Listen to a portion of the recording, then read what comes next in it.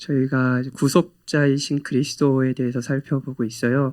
지난주에 그리스도가 누구이신지에 대해 들었습니다. 참 하나님이시며 동시에 참 인간이 되신 분, 인간이신 분. 실제 우리와 같이 몸과 영혼을 취하시고 사람이 되셨으며 성령의 능력으로 동정녀 마리아에게서 태어나셨지만 죄가 없으신 그분이 바로 참 하나님이시자 참 인간이신 그리스도라고 이야기했습니다. 왜 그분이 참 인간이고 참 사람이어야 우리의 그리스도이실 수 있는지에 대해서도 배웠고요. 오늘도 이제 그 계단이라는 오전 설교에 대해서 들었지만 직접 그리스도가 우리의 구속자가 되시기 위해서 우리와 같은 몸이 되셨다라는 영광스러운 진리였죠. 오늘부터는 성경이 가르치는 바 그렇다면 그 그리스도가 참 하나님이시며 참 인간이신 우리를 위해서 성육신하신 그리스도가 어떤 일을 하시는가에 대해서 살펴보는 시간입니다. 오늘 4주 정도는 그리스도의 사역에 대해서 살펴보려고 합니다. 여러분 아무리 좋은 존재, 되게 좋은 사람이 있어요. 근데 결국 그 사람이 그 존재가 무엇을 했는지 그리고 그 일이 나에게 어떤 의미가 있는지 알아야 그 사람이 좋은 사람일 거 아니에요. 그렇죠? 마찬가지입니다. 그리스도가 누구인지 알 뿐만 아니라 그분이 무엇을 하셨는지 그분의 사역이 어떤 것인지도 아주 중요합니다. 그게 오늘부터 한 4주 동안 살펴볼 내용입니다. 23문이에요. 제가 오늘도 문을 읽으면 여러분이 답을 읽어주십시오. 그리스도는 우리의 구속자로서 어떤 직분을 행하십니까? 구속자로서 낮아지고 높아지신 모든 과정에서 선지자와 제사장과 왕의 직분을 행하십니다. 질문을 생각해 볼까요? 그리스도는 우리의 구속자로서 어떤 직분을 행하십니까? 그러니까 어떤 사역을 하십니까? 무슨 일을 하십니까? 라고 묻는 거예요. 일단은 그리스도를 어떻게 정의하는가 필요하겠죠? 자, 예수 그리스도, 그렇죠? 이런 호칭 이제 성자 하나님께 붙인 일반적인 호칭이잖아요. 자, 예수는 성자 하나님의 이름이죠, 이름. 제가 박현진인 것 같지요. 그렇다면 그리스도는 뭘까요? 예수 그리스도, 그리스도 예수 이렇게 부르는데 성자 하나님을 그리스도는 뭘까요? 다 아시나요? 그리스도는 어떤 의미일까요? 자, 그리스도는 그리스도가 성이고 이름이 예수인가 그런 분 괜찮습니다. 그럴 수 있죠. 저도 그랬어요.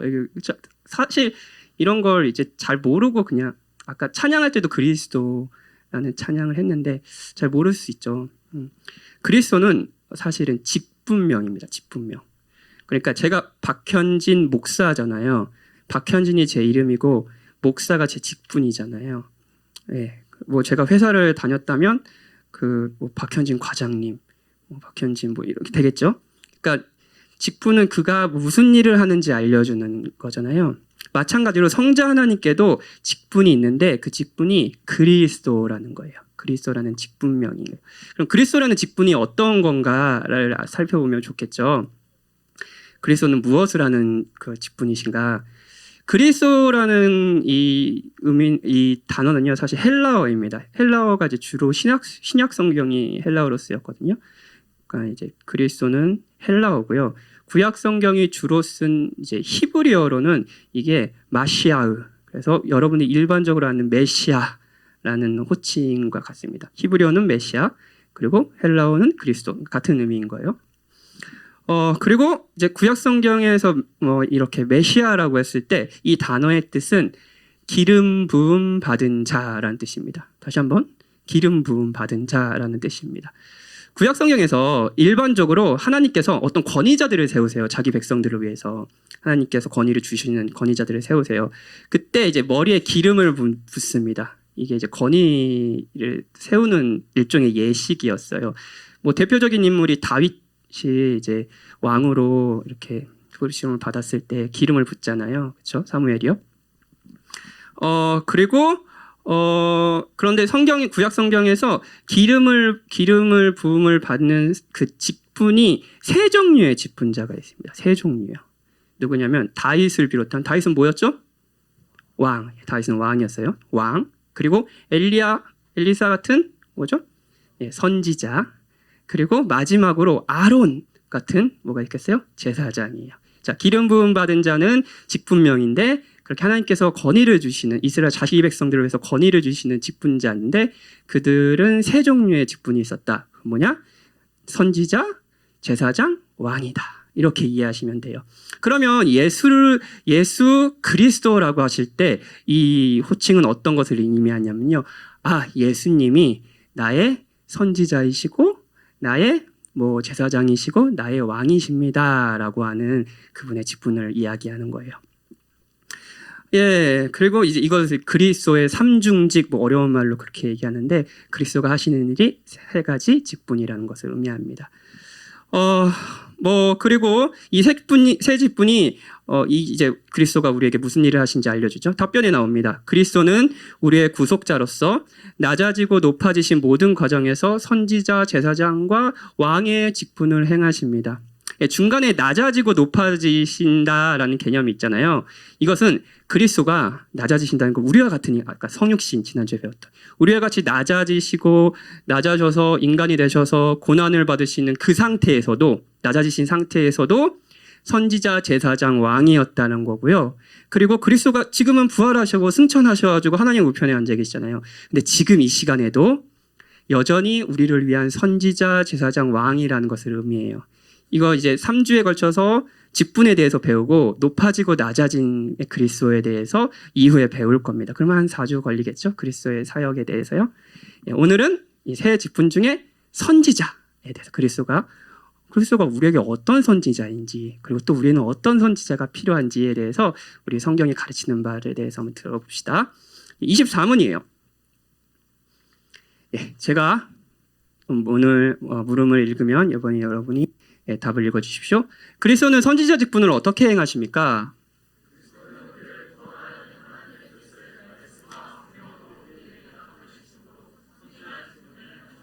제가 다시 읽을게요.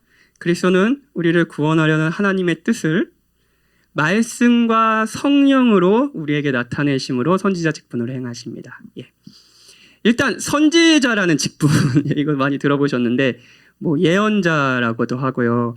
이렇게 하는데 이제 직분에 대해서 좀 설명을 해야 될 것 같아요. 이 직분에 대해서 많은 성도들이 가지고 있는 이해는요. 미래의 일을 말하는 사람, 일어나지 않았지만 하나님께 계시를 받아서 미래의 일을 이야기하는 사람 정도로 이해하는 경향이 있어요. 그렇죠? 여러분도 아마 선지자 하면 그렇게 아셨을 거예요. 근데 실제로 성경의 여러 선지자들이 미래의 이야기를 이야기하긴 하는데 이게 주요 사역은 아닙니다. 하나님이 주시는 말씀을 맡아서 하나님의 말씀을 선포하는 것. 다시 한번요. 하나님의 말씀을 받아서 그 말씀을 하나님의 백성에게 선포하는 것. 이게 선지자입니다.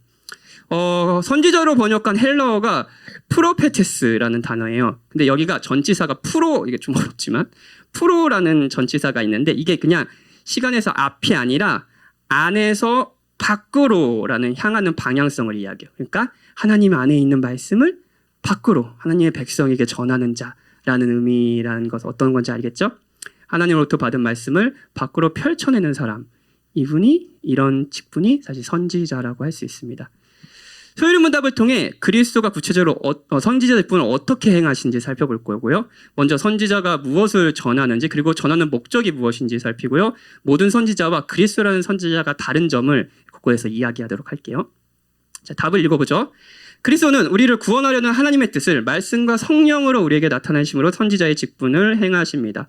자, 그리스도가 선지자로서 전하는 것은 뭘까요? 무엇을 전하죠? 맞춰보세요. 자, 국어 시험. 무엇을 전하죠? 그렇죠. 하나님의 뜻이죠. 목적은 무엇이죠? 우리를 구원하려는. 자, 그리스도는 하나님의 뜻을 전해요. 근데 목적은 뭐예요? 우리를 구원하려는 목적으로 하나님의 뜻을 전하시는 선지자이시다. 이거예요. 이제 본격적으로 이 개념을 설명하기 전에 좀 생각해 볼 것이 있습니다. 자, 여러분 집중해 보세요. 누구나 중요한 의미를 부여하는 메시지를 가지고 있습니다. 꼭 그게 기독교 신앙을 가지고 있지 않더라도요. 그리고 그 메시지를 전하는 자기께 의미를 부여하고 되게 중요하게 생각하는 메시지를 전하는 사람이 여러분은 다 있습니다. 저는 목회를 하면서 많은 사람들 그리고 다양한 배경에 있는 사람들을 만나고 있어요. 그런데 다양하지만 공통된 특징이 있습니다. 대부분 아니 모든 사람들은요. 집중하고 있는 중요하게 생각하는 메시지. 그래서 한 주 동안 계속 그 메시지 안에 시달리는 그런 메시지가 있고요. 그래서 영향을 받는 사람이 모두가 있다라는 거예요. 예를 들어 설명해 볼게요. 자, 여러분 특히 이제 장년 남성 여러분 여기 이 자리에 많이 없는데 많이 없는 장년 남성 여러분 집중해 주세요. 저는 요즘 여러분들이 모이면 하는 이야기가 뭔지 알고 있습니다. 왜 하는지는 알려고 하지 마세요. 부동산에 대해서 여러분이 매번 만날 때마다 이야기하고 있다는 걸 아주 잘 알고 있어요. 누가 일렀느냐? 그런 건 아니고 제가 목사님 내 얘기 안에 생각하지 마세요. 모두가 얘기하고 있으니까요. 자, 부동산 어디 아파트를 사야 한다. 지금 사야 한다. 이런 생각해요. 그리고 여러분들이 아주 자주 듣는 유튜브 채널도 알고 있습니다. 그래서 제가 어제 봤어요. 뭐 몇 개 압니다. 부동산을 읽어주는 남자. 뭐 이런 거 알아요. 뭐 욕하는 건 아니에요. 뭐 좋겠죠. 하나밖에 못 보긴 했는데 뭐 유튜버 채널 많아요. 유튜버예요. 메신저죠. 메신저. 그렇죠? 메신저예요. 그리고 그 메신저가 여러 정보를 줍니다. 어느 지역이고 뭐 재개발이 될 것 같고 그 재개발이 될 예정이니까 한번 관심을 가져봐라. 뭐 사라 이런 얘기는 안 하더라고요. 관심을 한번 가지고 왜냐하면 책임질 수 없으니까 이렇게 메시지를 줘요. 그리고 이 메시지가 이제 꽂히는 거죠. 사야 된다.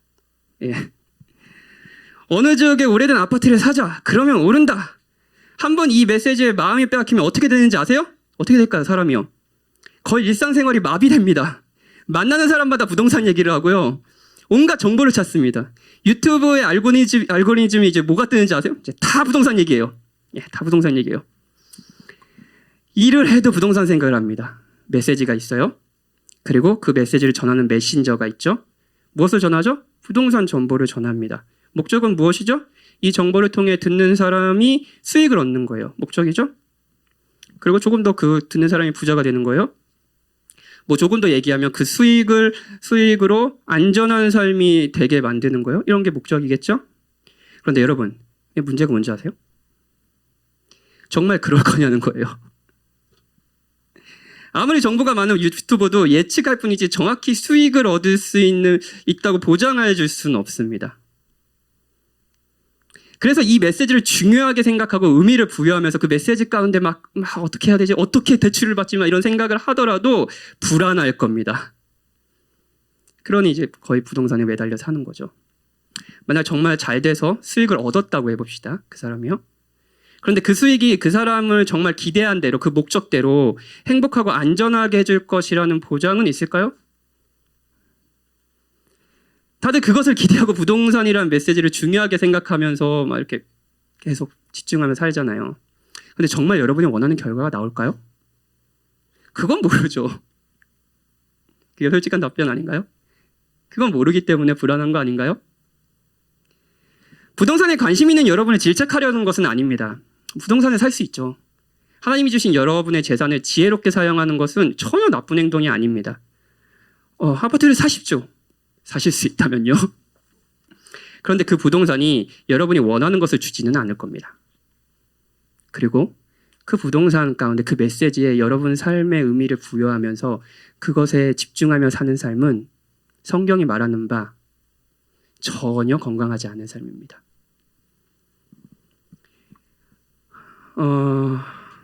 부동산이 여러분이 원하는 것을 주지 않을 수도 있어요. 그리고 여러분을 사로잡는 그 메시지와 그 메시지를 전하는 선지자도 여러분이 원하는 만큼의 기대를 충족시켜주지는 못할 겁니다. 그리고 실망하거나 잊어버리고 부동산이 아니야. 그러면 뭔가 코인이야. 또 우리는 우리의 구원을 위해 행복과 유익을 위해 다른 선지자를 찾겠죠. 꼭 부동산뿐이 아닙니다. 계속 높아심 때문에 부동산 때문이 아닙니다. 얘기를 계속 한 10번은 반복하는 것 같은데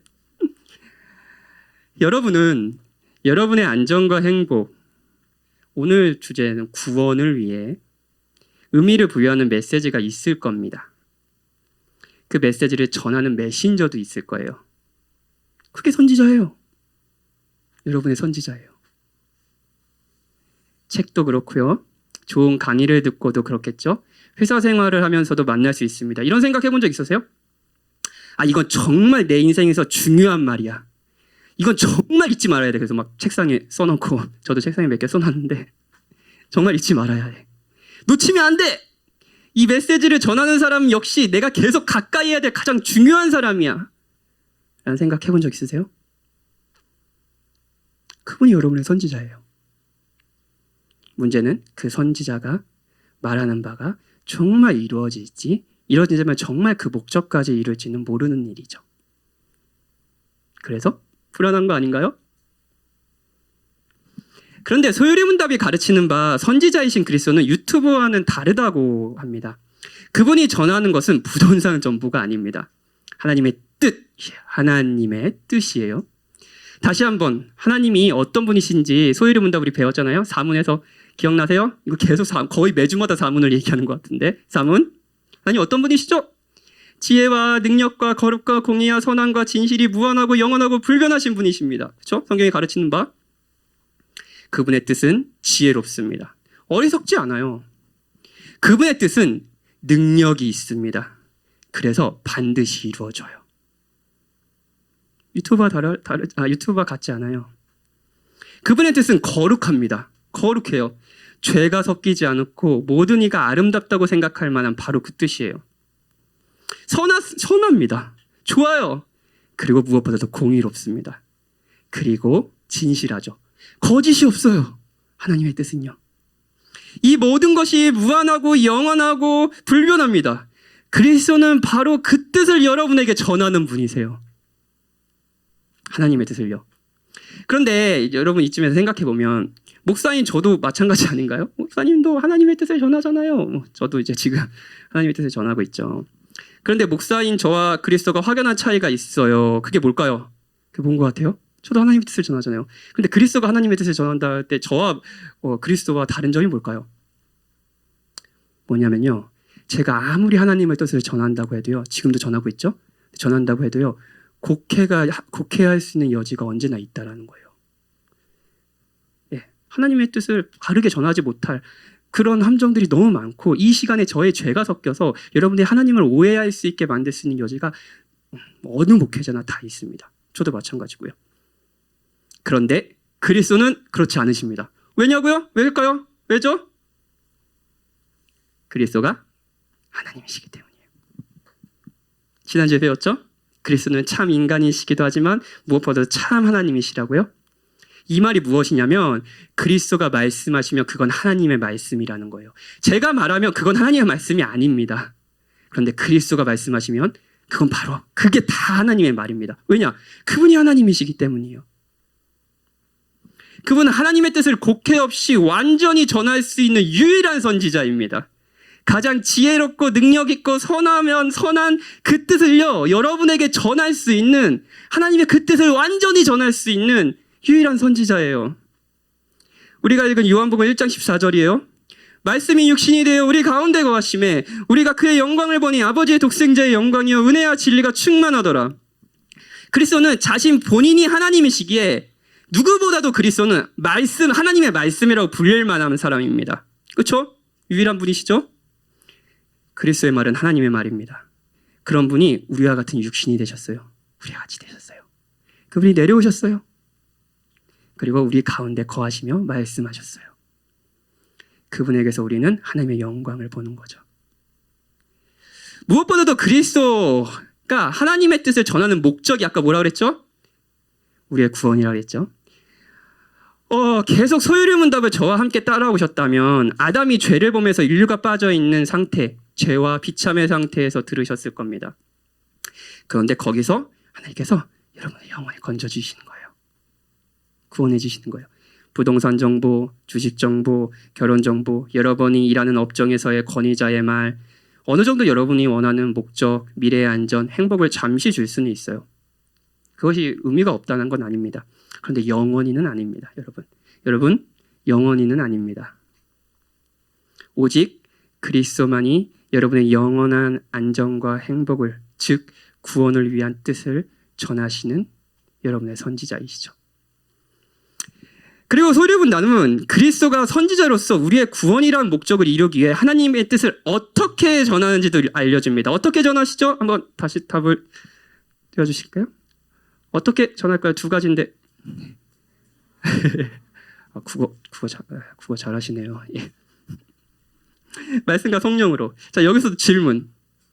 당연히 하나님의 뜻을 말씀으로 전한다는 건 뭐 그냥 이해할 수 있죠. 말씀으로 전한다. 이해되죠? 모든 선지자도 말로 했고 저도 지금 여러분 말로 하고 있잖아요.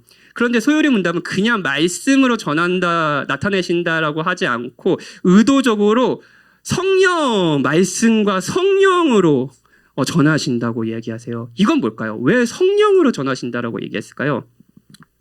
궁금하지 않으세요? 궁금하지 않다라는 표정으로 저를 이럴 때 설교자가 얼마나 당황스럽지 않은지 아십니까? 여기서 끝내야 되나? 그리스도를 바라보십시오 하고 끝내야 되나? 왜 성령으로 하나님의 뜻을 나타내신다고 했을까요?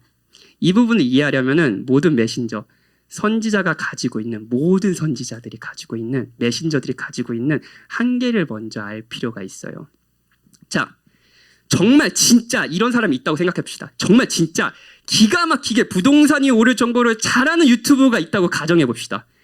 여러분 그 누구예요? 알려주세요라는 예, 그럼 알려주셨으면 좋겠죠. 좀 몰라요. 하여튼 있다고 가정해 봅시다.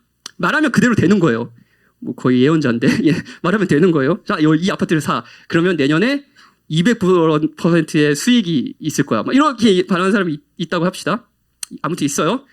그런데 뭐 좋은 메시지죠. 좀 필요한 메시지죠. 그런데 이 메신저는요. 박현진에겐 좋은 메신저가 아닙니다. 저에게는요. 왜일까요? 왜일 것 같아요? 200% 수익을 준다는 메시지를 전하는데 저한테는 좋은 메신저가 아니에요. 왜인지 아세요? 계속 지난주부터 얘기하는데 돈이 없거든요. 예. 뭐 대출을 받을 수 있고 수중에 한 10억 있고 그러신 분들은 아주 좋은 메시지죠. 뭐 1년 뒤에 200% 수익을 낸다는 부동산 정보를 준다 해도 저에게는 의미가 없어요. 살 수가 없으니까요. 세상에 우리의 인생을 위한 좋은 메시지가 많습니다. 젊었을 때 여러분 젊었을 때 하니까 저도 젊습니다, 여러분. 예. 여러분 같은 20대 때 지금도 마찬가지인데 자기계발서 많이 읽으시죠? 저도 많이 읽었어요. 2000년대 중반 이 정도에 굉장히 자기계발서의 선풍적인 자기계발서의 유행을 할 때가 있었는데 예. 지금 졸려서 부를 것인 거죠? 예. 그때 많이 읽었어요. 그런데 저는요. 읽으면서도 한계를 느꼈습니다. 여러분 느끼신 적 없어요? 자기계발서 읽으시면서요? 이렇게 해라. 이렇게 해라. 한계 느낀 적 없으세요? 제가 20대 때 수없이 읽었던 자기계발서들은 저에게 유익을 주었지만 그리고 읽지 말라는 건 아니에요. 여러분 읽으십시오. 유익을 주었지만 한편으로는 제 한계를 느끼게 해줬습니다. 개발이 되지 않았거든요. 그래서 던져버린 책들이 얼마나 많은지 몰라요. 저만 그런가요? 좋은 삶의 지침들, 정보, 지혜들이 있지만 정작 그것을 내가 실천할 수 없는 거예요? 그러면 그 메시지와 메신저는 여러분에게 좋은 메신저입니까? 부동산을 읽어주는 남자는 좋은 미안하네. 그분 알지도 못하는데 이 기회에 그걸 한번 보자라고 생각할까 봐 좀 두려운데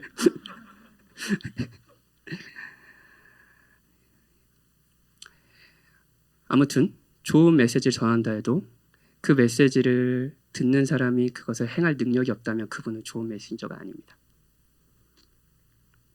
아무 소용이 없으니까요. 그렇죠? 구원의 메시지를 들어요. 성경이 전체가 구원의 메시지를 전하죠. 구원의 메시지를 들어도 그 메시지를 행할 능력이 없는 것이 인간의 한계 아닌가요? 예를 들어 설명해 볼게요. 구약의 많은 선지자가 순종과 불순종 가운데 복과 저주를 얘기했습니다. 순종하면 하나님이 복을 주시고 불순종하면 저주를 내리신다라고 얘기했어요. 그리고 이 메시지는 하나님의 율법을 온전히 순종할 수 없는 모든 인간에게 좋은 소식인가요? 좋은 메시지가 아니죠. 왜냐하면 심판의 메시지니까요. 왜 그렇죠? 여러분은 그리고 저는 하나님의 율법을 온전히 순종할 수 없으니까요. 결국 순종하면 복, 불순종하면 저주. 이 메시지는 너에겐 저주가 있을 거라는 메시지 아닌가요? 조금 더 얘기해 볼까요? 고난 가운데 인내하라는 메시지가 있습니다. 성경에 많죠. 그렇죠? 인내하라는 메시지가 있어요. 그런데 이 메시지 역시 모든 인간에게 좋은 소식이 아닐 수도 있습니다. 왜냐하면 인내할 힘이 우리에게 없기 때문이에요. 고난 가운데 여러분들 인내할, 성경이 요구하는 인내를 할 힘이 있으십니까? 감당치 못할 시험을 주시지 않는다면 시험을 이기라고 고린도전서에서 말씀하셨어요. 감당할 만한 시험을 주신다고? 감당치 못할 시험은 너에게 절대 주지 않으니까 시험을 이기라고 얘기하셨습니다. 자, 이것도 역시 좋은 메시지가 아니죠? 아니, 좋은 메시지 자체는 좋죠. 근데 우리에겐, 왜냐하면 우리도 이번 한 주도 작은 시험에 계속 넘어졌을 것이고 시험에 무기력한 자신을 발견하지 않았어요?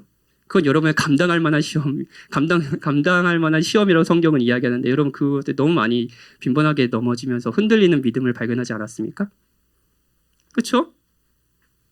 사랑하는 여러분, 여러분에게 순종과 인내, 시험에 대한 승리와 회개, 이것만을 이야기하는 선지자 말고 더 나은 선지자가 필요하지 않으세요? 왜냐하면 그것만 이해하는 선지자는 결국 나에게 심판을 말하는 선지자일 테니까요. 그렇지 않으세요? 여러분 그거보다 더 위대하고 나에게 조언해 줄 뿐만 아니라 어떻게 살라는 말을 할 뿐만 아니라 어떻게 살 수 있는 능력까지 주는 선지자가 필요하지 않으세요? 그리고 성경은 여러분에게 그런 선지자가 있다고 말해줍니다. 정말이에요. 그리스도입니다. 그리스도가 말씀뿐 아니라 성령으로 하나님의 뜻을 나타내셨다라는 것은 나중에 이제 이 일명 지금은 기독론이라고 부르는 이제 그리스도가 누구신지 사역을 마치면 이제 성령론이라고 불리는 성령이 구원론이라고 불리고 성령론이라고 불리는 이 부분, 성령님이 우리를 어떻게 그리스도께서 이루신 일을 통해서 우리의 구원을 어떻게 적용하시는지에 대한 얘기를 할 거예요. 나중에 배울 때 구체적으로 얘기했지만 그리스도는 단순히 메시지를 전하는 분이 아니라 그 메시지를 행할 수 없는, 그리고 그 메시지에 합당하지 않는 우리에게 성령님으로 우리를 내주해 주시는 성령님으로 말미암아 능력과 지혜를 주시는 분이시라는 거예요. 그래서 성경은 그냥 그리스도가 선지자로서 말씀뿐 아니라 성령으로 우리 하나님 뜻을 나타내신다고 이야기합니다. 그리스도는 단순히 순종과 불순종 가운데 복과 저주를 명하시는 선지자가 아닙니다. 그리스도는 친히 우리를 대신하여 율법이 요구한 바 모든 순종을 하시고 받으신 복을 우리에게 주시는 분이세요. 이게 뭐예요? 칭의예요. 뿐만 아니라 우리가 불순종하여 받아야 될 하나님의 저주를 대신 받으신 분이십니다. 이게 뭐예요? 속죄예요. 우리는 하나님의 율법을 온전히 행할 능력이 없지만 그리스도께서 온전히 행하셔서 우리에게 이 메시지와 어울리는 지혜를 주시는 거예요. 순종하는 자녀, 그리고 복을 받는 자녀라는 지혜를 주시는 거예요. 우리 안에 내주해 주시는 성령 하나님은 그리스도를 마음의 구주로 믿게 하시며 그리스도와 연합하게 하셔서 이 지혜를 실제로 여러분에게 주십니다. 그리스도는 단순히 고난 가운데 인내하라고 메시지만 전하는 분이 아닙니다. 정말 그래요. 그분이 친히 우리와 같은 인간이 되셔서 고난을 겪으심으로 인내를 체험하신, 그래서 모든 고난받는 자의 마음을 아시고 위로하시며 힘을 주시는 분이십니다.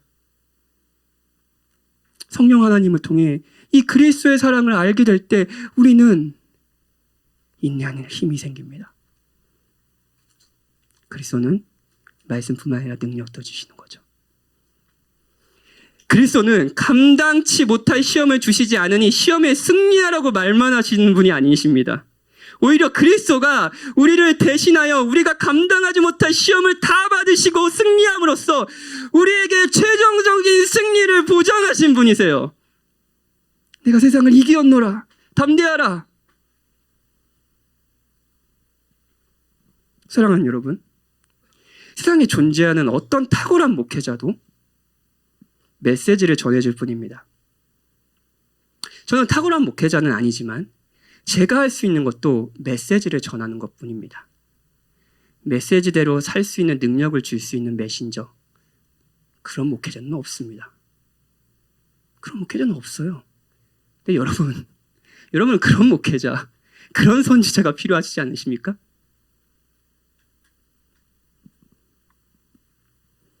성경은 우리를 위한 바로 그런 선지자가 있다고 이야기해요.